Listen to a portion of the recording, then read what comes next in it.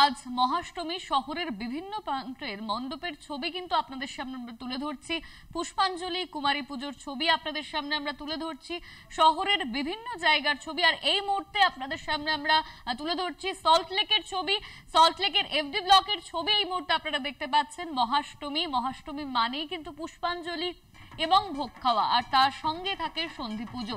বেশ কিছু জায়গায় কিন্তু ইতিমধ্যেই সন্ধি পুজোর প্রস্তুতি শুরু হয়ে গিয়েছে, আর কিছুক্ষণ পর শুরু হবে সন্ধি পুজো। একদিকে অষ্টমীর পুষ্পাঞ্জলি, অন্যদিকে কুমারী পুজো, সেই ছবি কিন্তু আপনারা দেখতে পাচ্ছেন। সল্টলেকের এফডি ব্লকের ছবি, দুর্গা প্রতিমার ছবি আপনাদের সামনে আমরা তুলে ধরছি।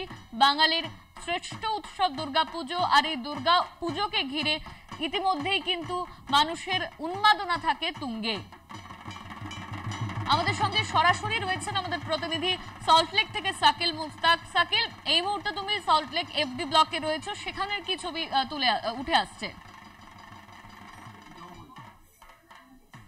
একদমই আমরা আছি সল্টলেকের এফডি ব্লকের 443 নম্বর দেব পরিবারে। এই দেব পরিবারে কিন্তু 16 বছর ধরেই কিন্তু পুজো হয়ে আসছে, এবং আজকে শুভ মহা অষ্টমী। এই মহা অষ্টমীতে কিন্তু এখানে সাজু রব, এখানে পুজো চলছে। একটু ক্যামেরাম্যানকে বলবো দেখাতে, এখানে পুজো চলছে এবং দেব পরিবারের বিভিন্ন সদস্যরা কিন্তু তারা পুজোর কাজে কিন্তু তারা ব্যস্ত, এবং মূলত একটু বাদেই কিন্তু এই পুজো শুরু হয়ে যাবে।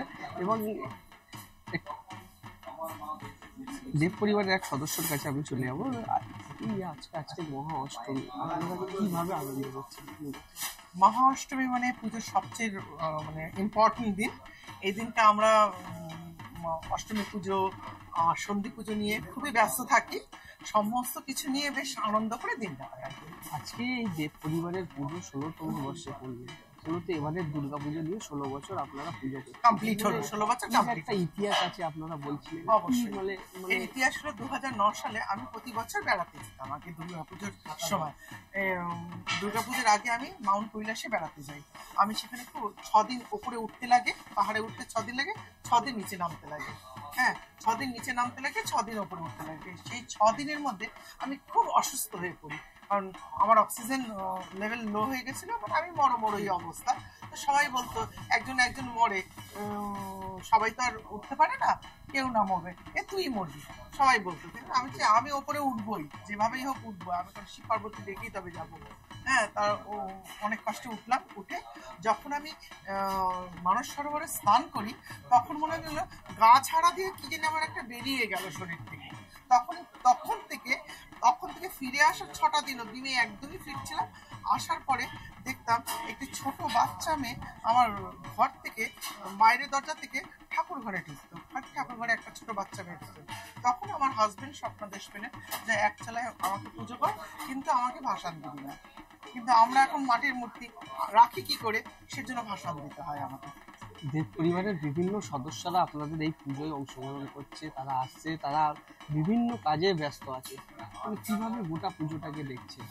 গোটা পুজোতে আমি তো কিছুই করি না, সমস্ত কিছু ওরাই, মানে আমার আত্মীয় স্বজনরাই সব দেখাশোনা করে। সব মিলেমিশে সবকিছু গুছিয়ে আমার হয়ে যায়, অসুবিধা হয় না। মানে আজকে সারাদিনে খাওয়া দাওয়ার ব্যবস্থা আছে, আলাদা ব্যবস্থা। মেনুতে অনেক রকমই আছে আমাদের ভেজ আইটেম, সব ভেজ আইটেম। এতগুলো ভেজ আইটেম হয়তো আমি বলতে পারবো না, সেজন্য বললাম অনেক ভেজ আইটেম আছে। তার সাথে স্ন্যাক্স আছে, স্টার্টার আছে, সমস্ত কিছু রয়েছে। সব মিলেমিশে আজকের দিনটা ভালো পরিবার কাটানোর সময় আমরা বেছে নিচ্ছি। দেখো, তুমি যেমন বাড়ির এক পরিবারের সদস্য, তিনি যেমন বলছিলেন যে তার পরিবারে যে এই যে 16 বছর চলছে, তারা স্বপ্নাদেশ দেখেছিলেন। তারপর থেকে 2009 সাল থেকে কিন্তু এই পুজো চলছে, এবং আজকে কিন্তু মহা অষ্টমী। তারা পরিবারের সদস্যরা কিন্তু পুজোয় ব্যস্ত আছে, এবং বিভিন্ন রকমের মেনুতে ধন্যবাদ তোমায়। আমরা সরাসরি আপনাদের সামনে তুলে ধরছিলাম সল্টলেক এফডি ব্লকের ছবি, সেখানে মা দুর্গার ছবি আপনারা দেখতে পাচ্ছিলেন। প্রাণের উৎসব দুর্গাপুজো মহাষ্টমী নিয়ে মেতে উঠেছেন সকল মানুষ।